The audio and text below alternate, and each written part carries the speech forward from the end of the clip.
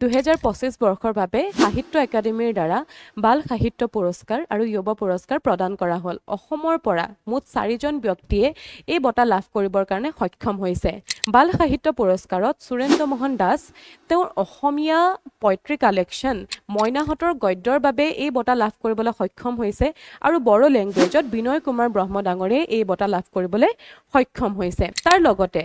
এই বঁটা প্ৰথমবাৰৰ বাবে প্ৰদান কৰা হৈছিল 2010 চনত আৰু যুৱ পুৰস্কাৰো আমাৰ অসমৰ পৰা দুজন ব্যক্তিয়ে লাভ কৰিবলৈ সক্ষম হৈছে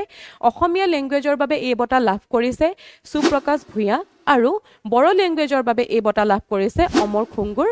বৰই আৰু এই বঁটা প্ৰথমবাৰৰ বাবে প্ৰদান কৰা হৈছিল 2011 চনত আৰু এই দুয়োটা বঁটাই প্ৰদান কৰে সাহিত্য একাডেমীয়ে সাহিত্য একাডেমী স্থাপন কৰা হৈছিল 1954ত আৰু তাৰ যোনটো হেডকোৱাৰ্টাৰ হয় হেডকোৱাৰ্টাৰটো নিউ দিল্লী ৰবীন্দ্ৰ ভৱনত অৱস্থিত আশা কৰোঁ ভিডিঅটো তোমালোকক হেল্প কৰিব আপকামিং এক্সামৰ বাবে থ্যাংক ইউ